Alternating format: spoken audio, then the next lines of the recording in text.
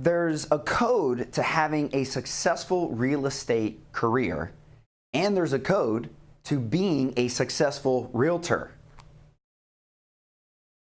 There's a realtor code. Hi, I'm Mark McInerney, President and CEO of CodeMark Financial. Welcome to Mortgage Money Genius, where we teach realtors, just like you, all of the inside workings of the most important part of the real estate transaction, the mortgage process. Today, we're going to talk about underwriting, the 4 weeks stages of underwriting. Sit back, relax. 3, 2, 1, off we go. I just wanna be your superstar, 'cause it's not where you're from, it's where you are.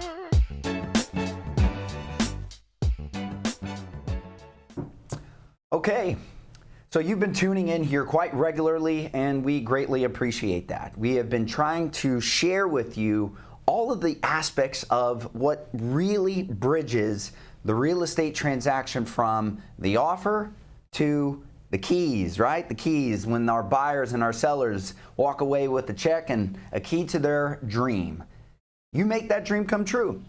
Now, so often what takes place, though, is the realtor is often left out of the loop and in the dark as to what is taking place inside of that part that bridges that story together. And what is that part, my friend? It's the mortgage process. The mortgage process. The real estate transaction lives and dies in your buyer being pre-approved and then receiving that clear to close. In all of these series, we've been talking about that. What's the difference between being pre-qualified and pre-approved? Looking at all of the vehicles of loan programs, all of them under the traditional umbrella, conventional, VA, USDA, FHA, jumbo loans. We've then flipped it to the new way of lending nowadays, which is inside of the non-traditional loans, or as we've shared with you, non-QM, meaning a non-qualified mortgage, where you can offer loans such as stated income, fix and flip, what you would offer to your your investor clients, foreign nationals, and we even shared the niche of down payment assistance. But now you have selected the loan product, or your mortgage partner has selected that loan product for you or for your clients. Now it's time to talk about the fight inside of what becomes underwriting, because it is in underwriting that all of the excitement that comes in our game shows up. Freddie, show them that slide real quick and let's take a look at an overview of what underwriting is going to look like. So if you notice here, I say here it's the 4 stages, the 4 week, right?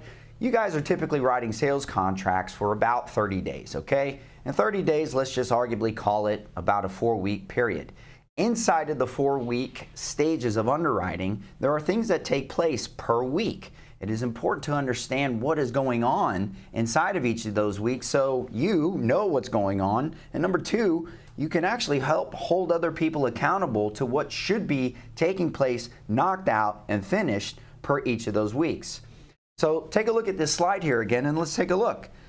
We've got week 1, which is documents and loan submission. Well, you know the documents, right? It's that laundry list of things like the W-2s, the paycheck stubs, the tax returns, basically all of the paperwork that makes your buyer a real person, all right? Week 2, all of those files are going to go and be submitted, right? And inside of that, once it's sitting in underwriting, all of the third-party items are ordered. What are those third-party items? Well, we order the appraisal, request for the title commitment, make sure that the title is got a clear chain. Homeowners insurance, what about the Homeowners Association? You know, like that has to also, the resale certificate has to be provided, right?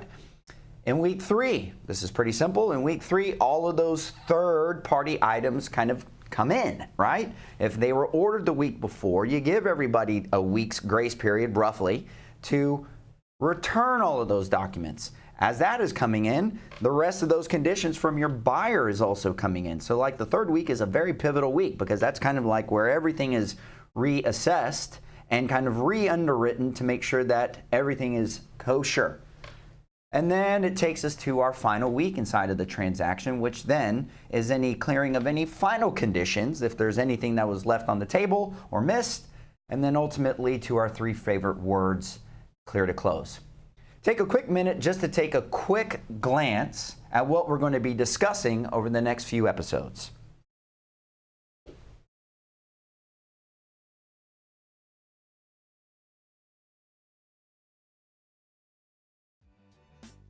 So this is a very important part. The underwriting is where it really all lives and dies. Now, I could argue as well and say that a lot of files that start off pre-approved, if they don't make it to clear to close, probably weren't pre-approved to begin with. But it does happen that buyers change the dynamics of their pre-approval through the course of underwriting. We will discuss that in the coming series. I'd like to thank you for showing up all the time in here, and I'd like to also ask a favor.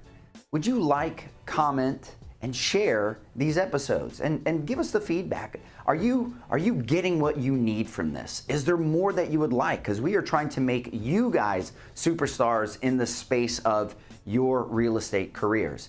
And most importantly, open up that conversation on how to be a mortgage money genius so that you can make more commissions. Until next time, my friends, I'm Mark McInerney, President and CEO of CodeMark Financial. Thank you for joining us today.